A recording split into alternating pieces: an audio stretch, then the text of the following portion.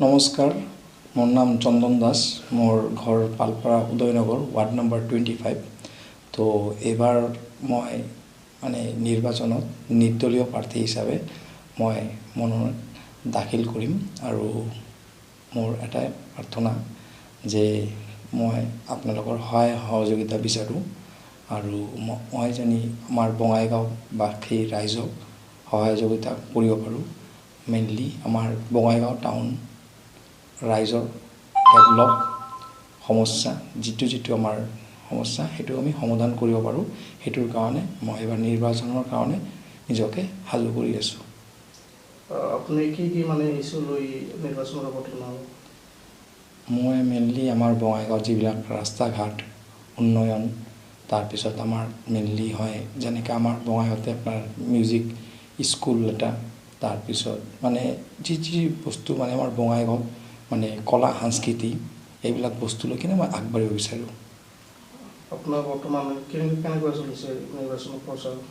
এতিয়ালৈকে মই নিৰ্বাচন প্ৰচাৰ মই ষ্টাৰ্ট কৰি দিছোঁ, কিন্তু মোৰ কি হৈছে এতিয়া মই এনেকুৱা নিৰ্দলীয়তো তো নিজে প্ৰচাৰ কৰি আছোঁ। এতিয়া মই কেইবাদিন পিছনে ফুল পেছত কৰিব লাগিব, কিয়নো এতিয়ালৈকে যিটোলৈকে পাৰ্মিশ্যন দিয়া নাই।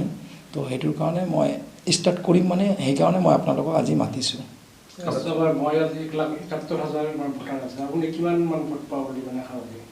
চাওক, এতিয়া বস্তুটো কি হৈ আছে, মোৰ জন্ম 1985-ৰ, এতিয়া 85-ৰ পৰা আমি AGP চৰকাৰ আমি বঙাইগাঁৱতে চাইছোঁ। তো পৰিৱৰ্তনটো চবকে লাগে, সেইকাৰণে মোৰ বিশ্বাস এতিয়া মই চবকে সন্তুষ্টটো কৰিব নোৱাৰোঁ না, কিন্তু মোৰ অন্তৰৰ পৰা এটাই মই চেষ্টা কৰিম মোক এইবাৰ আমাৰ পৰিৱৰ্তনৰ যিটো আশা সেইটো মই বস্তুটো আগবাঢ়ি লৈ যাব পাৰোঁ। ৰাইজৰ সহায় সহযোগিতা কেনেকুৱা আপোনাৰ প্ৰতি?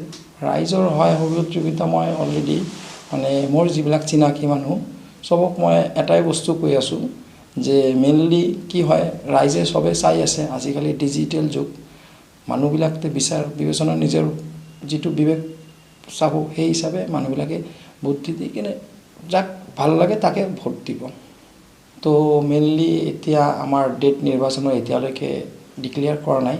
তো মোৰ ফালৰ পৰা মই 100% সাজু আৰু জাতি বৰ্ণ ভাষা নিৰ্বিশেষে মই বেংগলী হয়। তো মই চব ধৰ্মকে শ্ৰদ্ধা কৰোঁ।